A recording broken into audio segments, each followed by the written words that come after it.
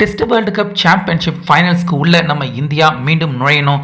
இந்த வாட்டியாவது எப்படியாச்சும் கப்பை வாங்கிடணும் அப்படின்னு தான் ஒட்டுமொத்த நம்ம இந்திய கிரிக்கெட் ரசிகர்கள் எல்லாருமே எதிர்பார்த்துக்கிட்டு இருக்காங்க.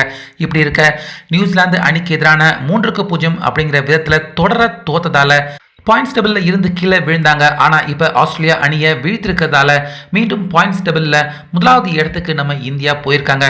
ஆனாலுமே இன்னும் 4 ஆட்டங்கள் மீதம் இருக்கு இந்த பார்டர் கவஸ்கர் டெஸ்ட் தொடரில்.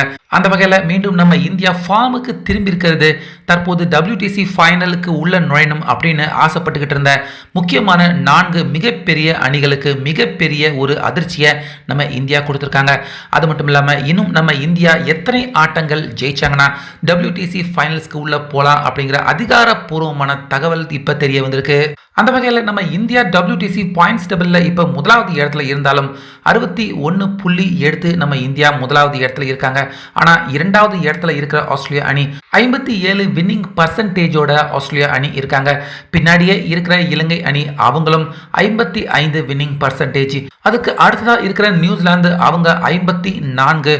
அடுத்ததாக 5வது இடத்துல இருக்கிற சவுத் ஆப்பிரிக்கா அவங்களும் 54.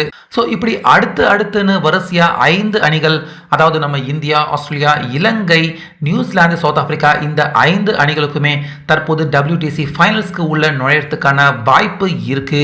அதனால கண்டிப்பா நம்ம இந்தியா அடுத்து விளையாடுற ஆட்டங்கள் தோல்வி அடைஞ்சாங்கன்னா கண்டிப்பா வின்னிங் பர்சன்டேஜ் குறையும். நம்ம இந்தியா ஃபைனல்ஸ்க்கு போறதும் மிகப்பெரிய அளவில் தடைப்படும். ஸோ இந்த இடத்துல தான் மிகப்பெரிய ட்விஸ்டான சம்பவமே இருக்கு.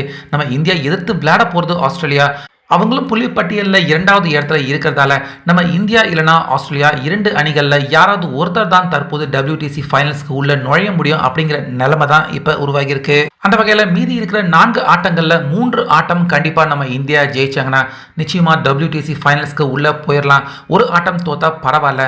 அதே போல் ஆஸ்திரேலியா அணி அவங்கள பொறுத்த வரைக்கும் 4க்கு 4 ஜெயிச்சா மட்டும்தான் அவங்க ஃபைனல்ஸ்க்கு உள்ளே போக முடியும். ஏன்னா ஏற்கனவே நம்ம இந்தியாவை விட அவங்க பின்தங்கி தான் இருக்காங்க. ஸோ இதில் எது ஒன்று நடக்காம போனாலும் 3வது அணி கண்டிப்பா அடுத்தடுத்துன்னு உள்ள வரத்துக்கான வாய்ப்புகள் இருக்கு. அதனால நம்ம இந்தியா அடுத்து விளையாட போற 4 ஆட்டங்கள்ல 1 தோத்தா பரவாயில்ல, ஆனா 3 கண்டிப்பா ஜெயிக்கணும். ஜெயிச்சாங்கன்னா WTC ஃபைனல்ஸ்க்கு உள்ள போகலாம். அதே போல இது நடந்தா ஆஸ்திரேலியா அணி வெளியே போவாங்க. ஸ்ரீலங்கா அவங்க ஃபைனல்ஸ்க்கு உள்ள நுழையத்துக்கான வாய்ப்பு இருக்கு. ஸோ இதுல இந்த பார்டர் கவஸ்கர்ல என்ன நடக்க போகுது அடுத்து அப்படிங்கிறத பொறுத்து இருந்து பார்க்கலாம்.